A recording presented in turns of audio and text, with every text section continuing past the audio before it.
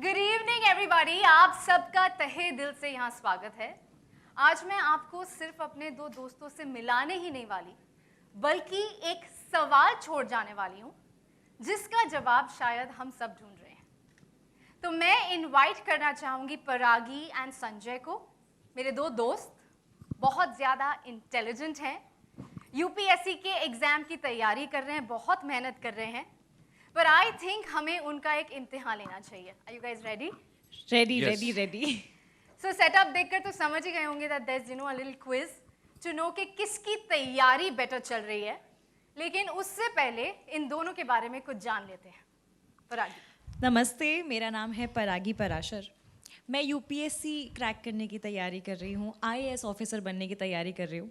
साथ ही मैंने खुद से भी एक वादा किया है कि मैं अपना करियर और अपनी गृहस्थी दोनों साथ में संभालूंगी। और मैं हूँ संजय पाठक, जो इनकी सोच में इनका साथ देगा, क्योंकि मुझे ऐसा लगता है कि लड़कियों को अपनी गृहस्थी चुनने के साथ साथ अपने सपनों को चुनने का भी हक होना चाहिए।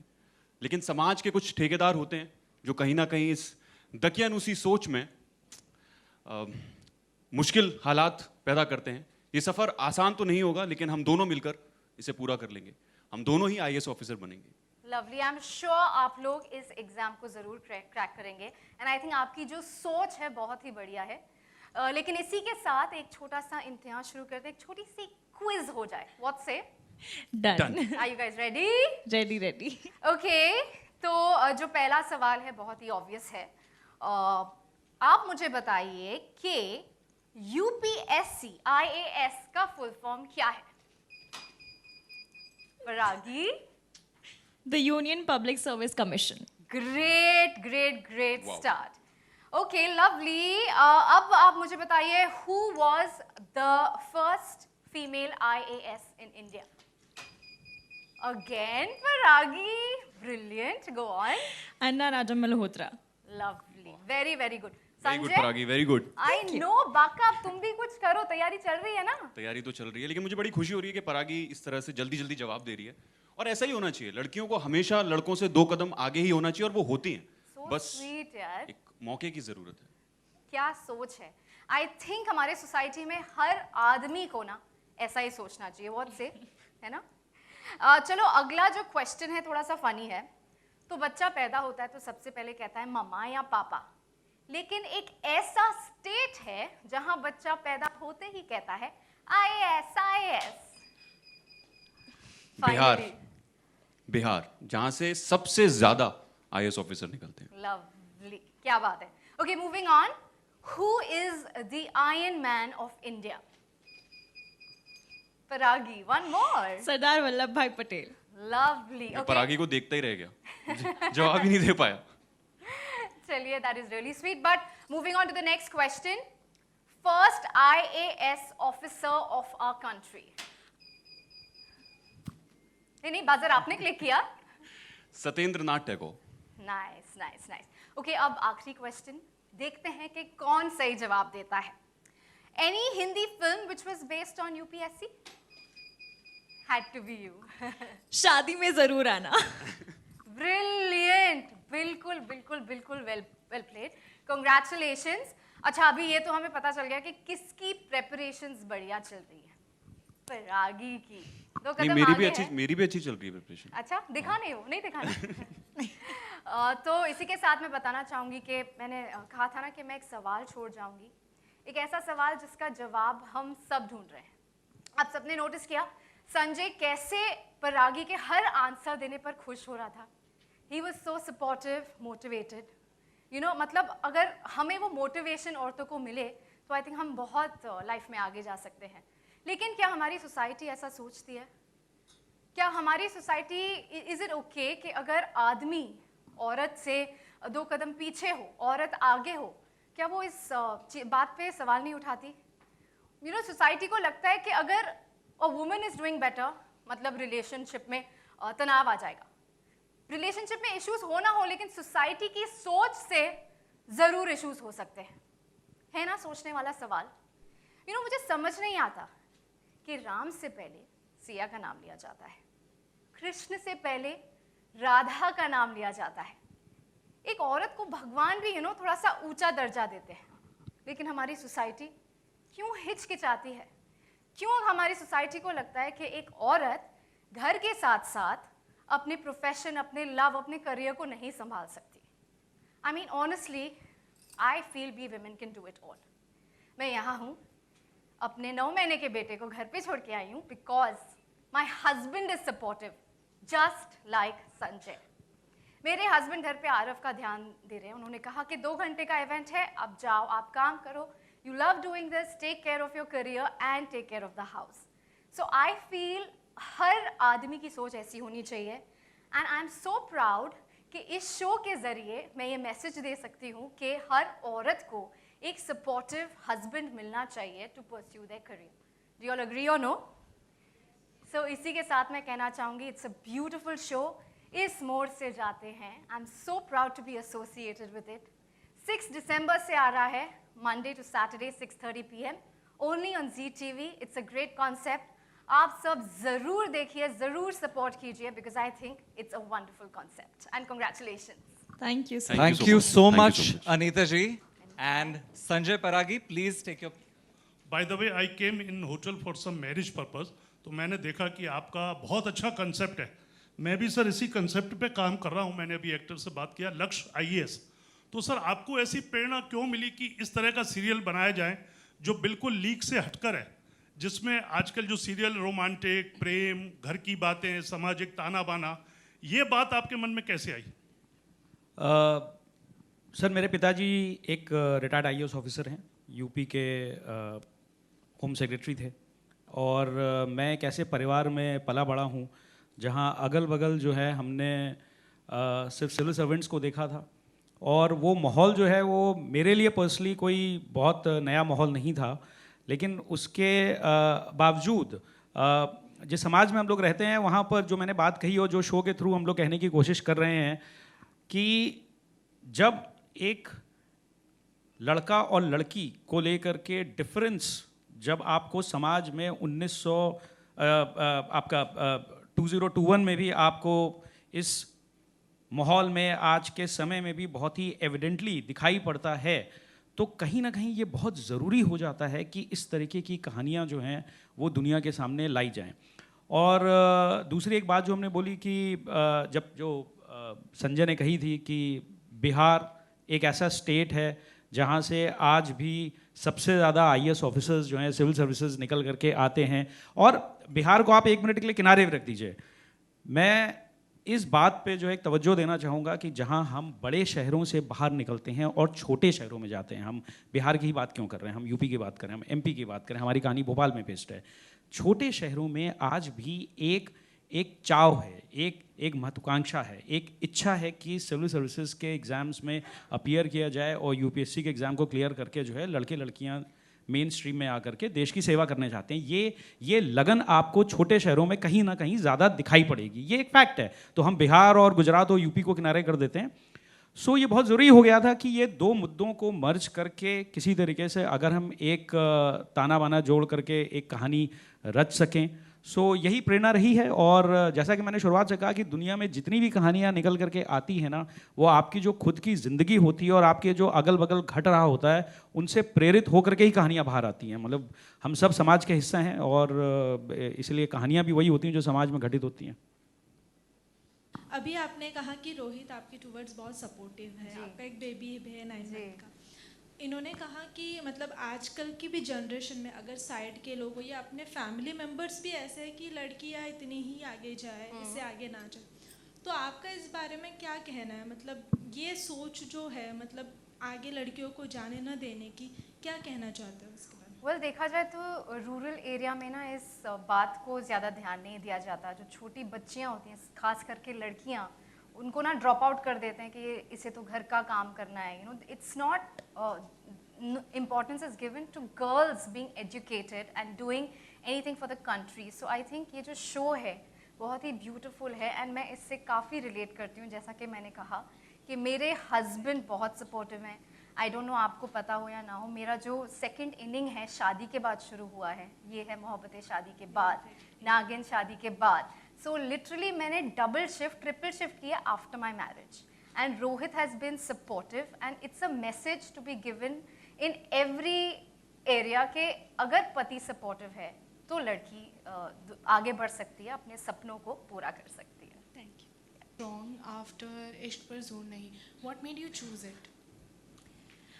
अगेन सर ने भी वही बात कही, हमारा शो जिस चीज़ पे बेस्ड है, इन्होंने भी कहा ये एक बहुत बड़ा मैसेज है टू एवरीवन कि एक्चुअली ये होता है। हम हमेशा बोलते हैं कि इक्वालिटी की बात करते हैं and men and women are the same, हम कई बार सिर्फ बोलते हैं, अप्लाई नहीं करते हैं, और ये बहुत होता है। हम सिर्फ सोशल मीडिया पे चीज़ पोस्ट करते हैं बट हम खुद कभी अप्लाई करते नहीं हैं।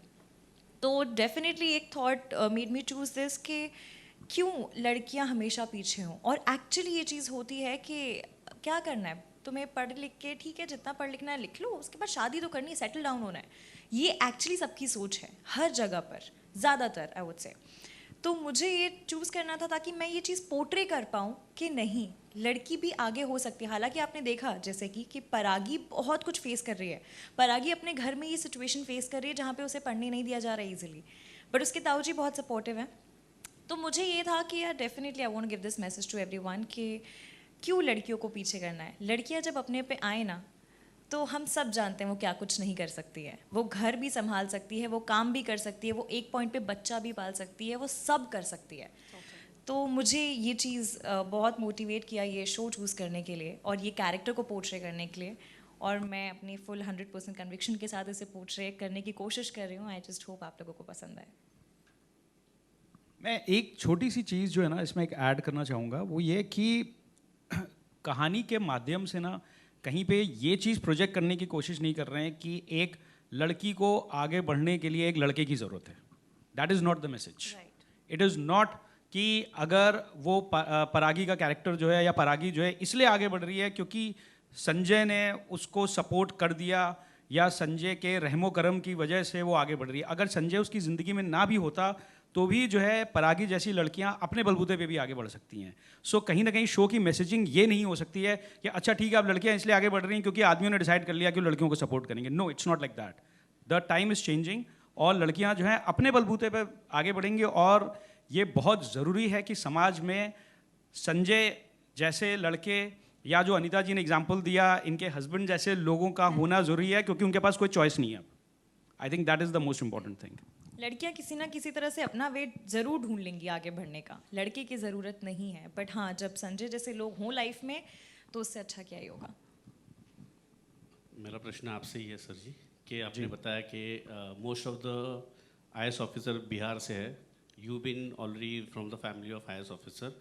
तो जो आपने इसका आंसर थोड़े आपने दिया है, I want to know more about कि आपने भोपाल चुना और भोपाल से ही दोनों कैरेक्टर को ही आपने सिलेक्ट किया कि वहाँ पर है। That is what shows. तो ऐसे क्यों, मतलब जहाँ से मैक्सिमम है वो चुना नहीं, आपने दोनों कैरेक्टर भोपाल से ही चुने? Can you tell more about? उसका कारण सर क्या होता है कि जब भी हम कोई कहानी सुनाते हैं तो कहानी सुनाने के दौरान एज अ राइटर, एक लेखक के माध्यम, मतलब एक लेखक के तौर पर हमारी ये कोशिश रहती है कि हम उसमें कुछ ऑथेंटिसिटी जो है डिटेलिंग में ऐड करें। और तब एक बहुत बड़ी चीज़ जो निकल करके आती है, जो एक डिसीजन मेकिंग फैक्टर, वो होता है कि वो कौन सी ऐसी दुनिया है जो हमने खुद जी है।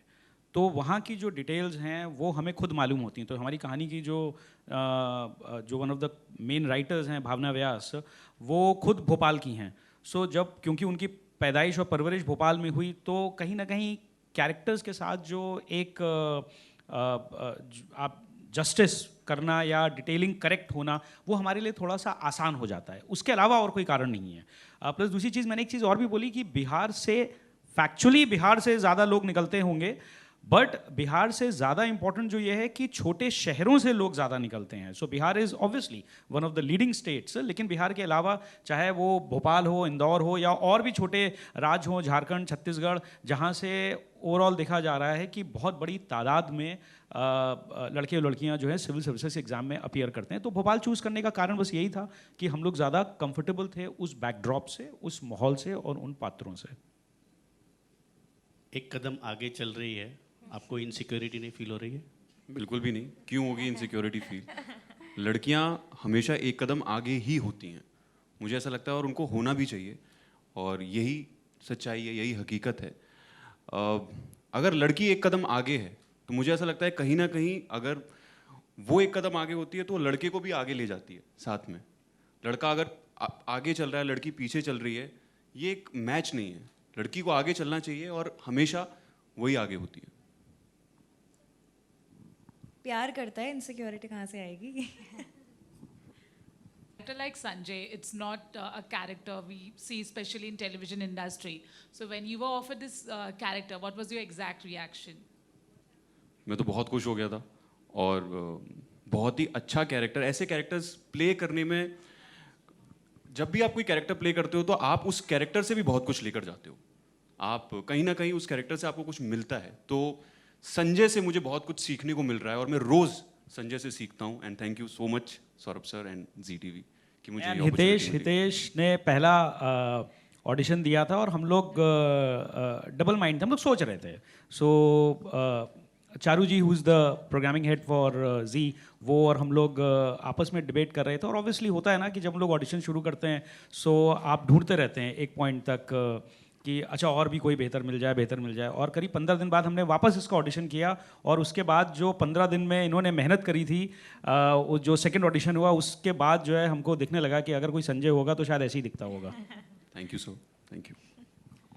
With that, friends, silsila of Q&A will carry on, but now at the round tables, because I think let's call our photographer friends and all the media at the back to the front so that we can do a photo op, and then interviews will carry on at the round tables while lunch is served. Thank you so much for joining us today, guys. Thank you. Thank you. Centre look.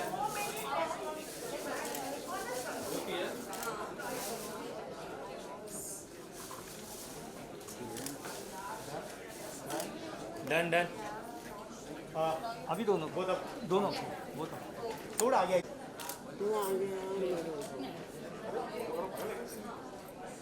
इधर देख centre.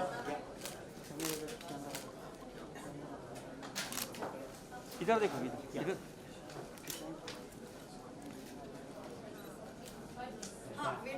इधर देखो, इधर।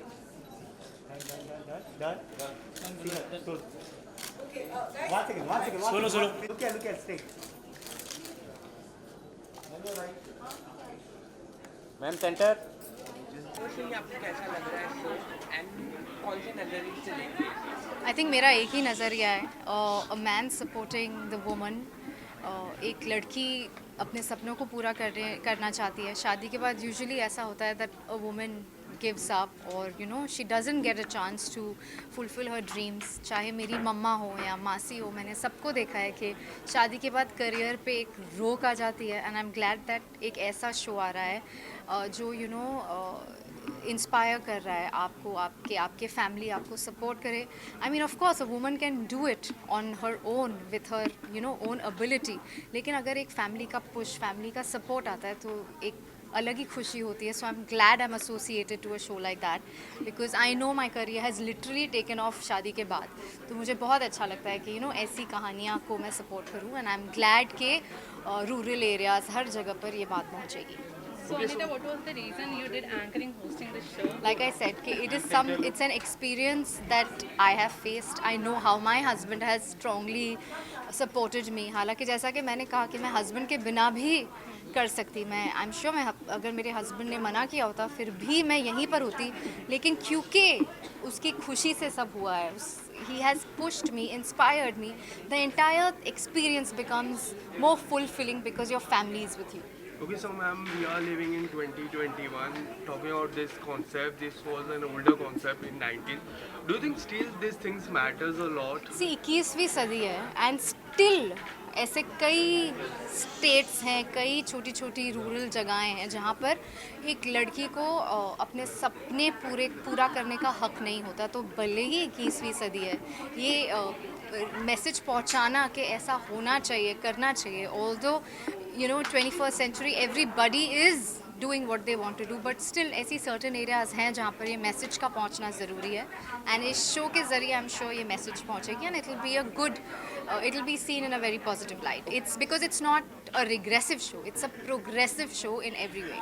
Okay, so I'm talking about your personal life, Rohit sir. support you very well. Do you think this show relate to your personal life? 100%. Like I said, that even though हम मुंबई जैसे city से हैं, I know मेरी masses या अगर वो fashion designer भी है, वो परस्यू करना चाहती है, चलो टाइम नहीं मिला, या हस्बैंड ने बोला कि अभी बच्चे हो गए, अब फैमिली पे ध्यान दो, ऐसा होता है. But the fact that women should be allowed to fulfill their dreams is very, very important, and this message through the show is beautiful, and which is why, like I said, Rohit has 100%. मेरा career literally वापस take off हुआ है शादी के बाद, and I do give him the credit. Obviously, if I didn't know acting, मैं आज यहाँ नहीं होती. I know what I'm doing, but still, like I said, family support हो तो खुशी दुगनी चौगनी 6 times हो जाती है. अनीता, ट्रोलर्स भी बहुत है, ट्रोल किया जाता है सोशल नेटवर्किंग, उस चीज़ को आप कैसे हैंडल करती हैं, कितनी दिक्कतें आती है उस चीज़ की? आई थिंक हर सिचुएशन के प्रोज एंड कॉन्स होते हैं, so you take it with a pinch of salt. मैं शुरू में जब सोशल मीडिया पे थी, मुझे थोड़ा बुरा लगता था अगर कुछ बुरा कोई बोल दे, लेकिन अब ऐसा हो गया कि लोग हैं, बोलेंगे, एक कान से सुनो, दूसरे कान से निकालो. As long as your loved ones are happy and positive towards whatever you doing, that matters the most. Anita ma'am, जब लड़कियां मल्टीटास्क करती हैं, आगे बढ़ती हैं, तब उन्हें सराहा जाता है या क्वेश्चन उठा, हाँ चलो ये तो कर सकते हैं, लेकिन वही चीज़ जब मेन करने लगते हैं तो उस पर लोग आश्चर्यजनक हो जाते हैं या उस चीज़ को जल्दी से एक्सेप्ट नहीं करते. I mean, the fact is that whatever men do, women do it better. Be it anything, multitasking. आप अगर एक लड़के को बोलो कि काम के साथ साथ बच्चे के 15 डायपर चेंज करे, तो शायद वो नहीं कर पाएगा. इसलिए पीपल वे, अरे ये लड़का कर रहा है, वाह. बट एक औरत करती है, उससे एक्सपेक्ट किया जाता है कि शी तो is going to rock it. Total women power. We women are super women. We can do everything and we can do everything better. That is why people don't acknowledge it. This is my take on it. क्योंकि women anyway जो भी करती है, men से better ही करती है. Thank you so much. Lastly, any message, ma'am? That please watch the show. I think it's a beautiful message, and सबको कहना चाहूँगी that be it girl child education in rural areas, हर जगह पर support करना चाहिए. Women can do everything better, and enjoy the show because it has a beautiful message. Thank you so much. Thank you. और कहना यही है कि बहुत मेहनत की हमने इस शो को लाने के लिए, शो को बनाने के लिए. अभी मैं चाहती हूँ हम सब चाहते हैं आप देखें ये शो, और आपको बहुत पसंद आना चाहिए, बिकॉज हितेश ने बहुत मेहनत की है. अरे हम सब ने बहुत बहुत मेहनत की है. एंड इनफैक्ट परागी, मुझे ऐसा लगता है कि सारी पूरी टीम, तो अभी हम सौरभ सर की बात सुन रहे थे, सारे लोगों ने इतने दिल से एक कॉन्सेप्ट पे वर्क किया है. And thank you so much Bhavna Vyas, our writer, our director Shashank sir, जिन्होंने इतनी मेहनत से, हम लोगों को रोज़ डांट पड़ती थी, थोड़ी डांट पढ़ते मतलब मुझे डांट पड़ती थी थोड़ी. ये तो परफेक्शनिस्ट है, तो इनको डांट नहीं पड़ती, लेकिन मुझे थोड़ी बहुत डांट पड़ती थी, और मैं करते और यहाँ तक पहुँचा हूँ. Thank you so much. Paragi ने तो मेंशन किया है why she chose this, what's your reason sir, why you chose this? मुझे हमेशा से एक बात लगती है, जो मुझे रियल लाइफ में लगती है, कि कहीं ना कहीं लड़कियों को आगे बढ़ने से रोक दिया जाता है. एंड एक बहुत ही पर्सनल सा रीज़न है, शायद मैंने कभी भी तुम्हारे साथ भी बात डिस्कस नहीं की. मेरे फादर इंजीनियर हैं, एंड मेरी मदर जो हैं वो संस्कृत से AA हैं. सो लेकिन उन्होंने कभी नौकरी नहीं की, और उनको कभी नौकरी करने दी नहीं गई, क्योंकि बच्चों को संभालना ज़रूरी था, एक फैमिली को आगे बढ़ाना ज़रूरी था. वो इतनी ब्रिलियंट हैं अपनी लैंग्वेज में, संस्कृत जैसी भाषा में, कि उन्होंने 2 बार डिफरेंट टॉपिक को चूज़ करके AA किया, और फिर भी क्योंकि नहीं कर पाई, क्योंकि वो एक लड़की है. तो मुझे कहीं ना कहीं ये लगता है कि अगर मैं इस कॉन्सेप्ट पे काम अच्छा कर गया, या मैं जो करता हूँ वो, ये मेरी मदर को एक ट्रिब्यूट है, और उनके लिए मुझे ऐसा लगता है कि ये पूरा शो मैं उनको डेडिकेट करना चाहता हूँ. मेरा एक और बहुत पर्सनल रीज़न है जो मैंने तुमसे शेयर नहीं किया था. एक बहुत पर्सनल रीज़न ये है that my mom wanted to become an IAS officer. So yes, but she couldn't, because anyways ये हो गया था कि शादी करनी है, शादी कर लो, बेटर है, घर संभालो परिवार, ये रीज़न था. सो मॉम को वो अपना ड्रीम छोड़ना पड़ा था, और उन्होंने मुझे बहुत बार ये बात बताई है. और you know she was in that dreamy zone whenever she talk about that IAS thing, but she had to leave that dream.